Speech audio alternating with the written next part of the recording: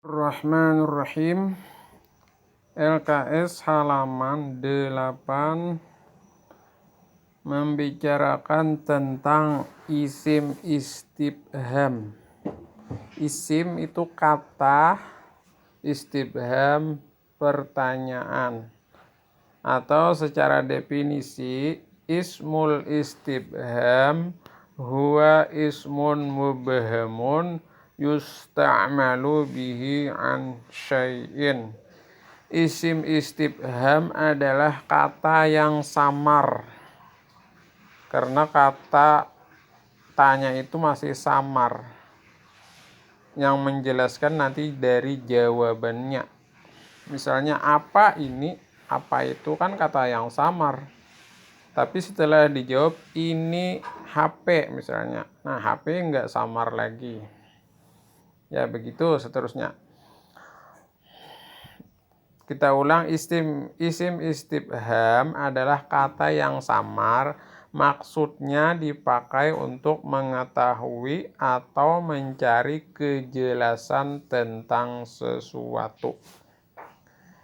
Istifham pertanyaan maksudnya berfungsi sebagai kata tanya, baik menanyakan tentang sesuatu yang berakal atau yang tidak berakal, baik yang akan datang atau sekarang. Istifham itu ada yang khusus atau tertentu dipergunakan untuk menanyakan tempat atau menanyakan waktu, menanyakan keadaan, menanyakan bilangan, menanyakan hal yang meragukan, atau menanyakan hal yang pasti.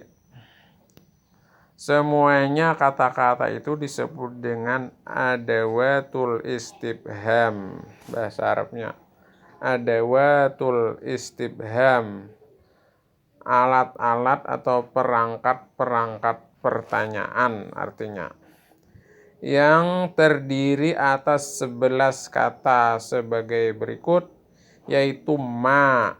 Nanti dijelaskan kegunaannya masing-masing. Ma artinya apa? Nah, ini menanyakan benda biasanya. Man artinya siapa. Hal artinya apakah. A juga artinya apakah. Mata kapan artinya. Kam berapa. Ayyana itu banyak artinya, nanti yang akan datang. Kaifa bagaimana artinya. Aina di mana. Anna juga banyak artinya. Ayun juga banyak artinya, nanti di bawah nanti. Kemudian kita rinci satu persatu. Kita lihat di dalam kotak ini, jadwal ini. Yang pertama namanya al-hamzah, karena satu huruf biasanya dinamai dengan namanya hamzah atau a. Contoh, Ajaa Khadijah, apakah telah datang si Khadijah. Yang menjadi contoh kata istifhamnya adalah a atau hamzah. Gunanya adalah menunjukkan makna apakah atau tasawur, menggambarkan sesuatu, dan tasdik, pembenaran. Yang kedua, kata tanyanya adalah hal. Contohnya, hal ji'ta rakiban, apakah kamu telah datang. Ji'ta yang menjadi arti kamu itu taknya itu. Hal ji'ta, apakah kamu telah datang, rakiban berkendaraan, yang menjadi contoh adalah hal. Nah, bila suatu pertanyaan menggunakan hal atau dimulai hal, biasanya jawabannya adalah diawali dengan na'am jika pertanyaannya itu sesuai dengan kenyataan atau benar. Bila pertanyaannya itu tidak sesuai dengan kenyataan, maka dijawab dengan la, tidak. Misalnya hal ji'ta rakiban, benar kamu itu berkendaraan, maka jawabannya na'am. Hal ji'ta rakiban, na'am. Ji'tu rakiban, aku datang berkendaraan. Tapi bila tidak sesuai dengan kenyataan kita, maka dijawab la, artinya tidak. Hal ji'ta rakiban, la ji'tu masyian, misalnya. Apakah engkau datang berkendaraan? Karena kada sesuai, lalu kita jawab la, tidak. Aku datang berjalan, misalnya. Ji'tu masyian, bahasa Arabnya.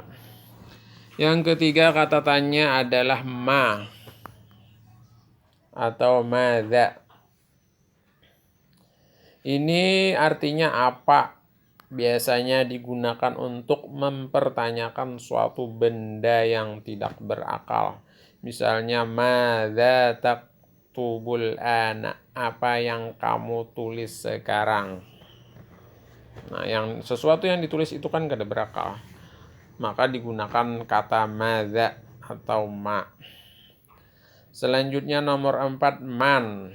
Man ini menunjukkan makna siapa dan mempertanyakan sesuatu yang berakal, kebalikan dari ma di atas tadi. Contohnya man dzalikar rajuli. Man dzalikar rajulu. Siapa itu laki-laki? Laki-laki itu kan orang yang berakal, maka ditanyakan dengan man. Makanya artinya siapa. Man dzalikar rajulu, siapa itu laki-laki, atau siapakah pria itu.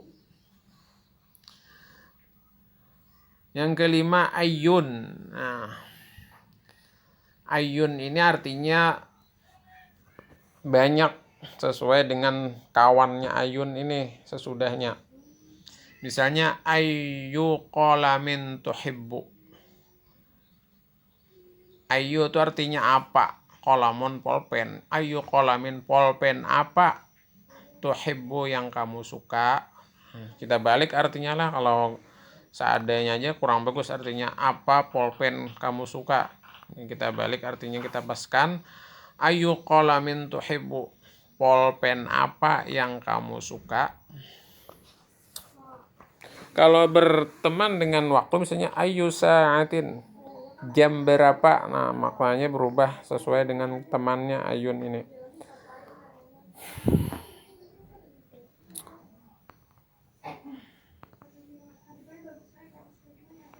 Yang berikutnya kata tanya kam. Kam ini mempertanyakan jumlah atau hitungan yang belum jelas atau samar. Artinya adalah berapa. Kam adadu thallabi fi faslika. Kam adadu thallabi fi faslika. Berapa jumlah siswa-siswa di kelasmu. Jadi artinya adalah berapa, yaitu menanyakan suatu jumlah atau bilangan yang samar atau tidak jelas. Yang berikutnya adalah kaifa. Ini gunanya untuk mempertanyakan suatu keadaan atau proses. Contohnya kaifa haluka, bagaimana. Karena menanyakan suatu keadaan atau proses, maka artinya adalah bagaimana. Kaifa haluka, bagaimana haluka, keadaanmu. Lanjut. Aina lagi. Yang keberapa tadi inilah? 1, 2, 3, 4, 5, 6, 7, 8. Yang ke-8 aina. Aina ini untuk menanyakan tempat suatu kejadian. Menanyakan tempat suatu kejadian artinya di mana. Aina baituka, di mana rumahmu. Menanyakan tempat, ya, letak rumah itu. Aina baituka, di mana rumahmu.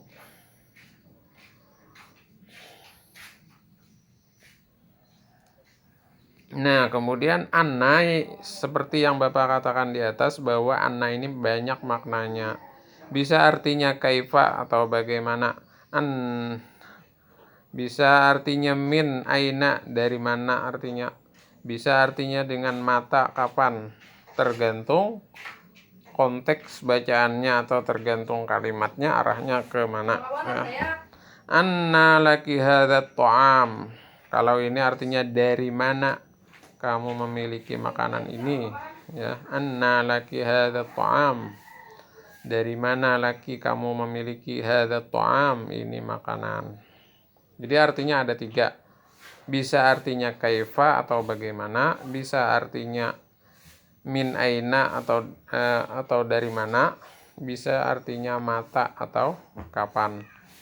Yang ke-10 adalah mata, menunjukkan makna kapan atau mempertanyakan zaman atau waktu, baik waktu lampau ataupun akan datang. Contoh, mata tadhhabu, kapan kamu pergi, kapan kamu pergi. Yang terakhir, ayyana, artinya adalah bilakah atau kapankah, tapi menanyakan zaman yang istiqbal atau akan datang dan menunjukkan sesuatu yang luar biasa. Contohnya banyak di Quran inilah, ayyana yaumul qiyamah, ayyana yaumul qiyamah, artinya kapankah hari kiamat itu. Nah, itu saja dulu. Nanti Bapak bagikan link absen melalui Google Form lah. Nah, di situ nanti ada pilihan hadir dan melaksanakan tugas, atau hadir dan tidak melaksanakan tugas. Kalau guru menugaskan, kamu mengerjakan, pilih hadir dan melaksanakan tugas. Tapi kalau guru tidak ada memberi tugas, maka dijawab hadir dan tidak melaksanakan tugas. Atau guru memberi tugas tapi kamu nonton aja tapi tidak melaksanakan tugas, juga itu pilih nanti di absen tersebut. Mulai hari ini menggunakan absen Google Form itu. Itu saja, wabillahi taufiq wal hidayah. Wassalamualaikum warahmatullahi wabarakatuh.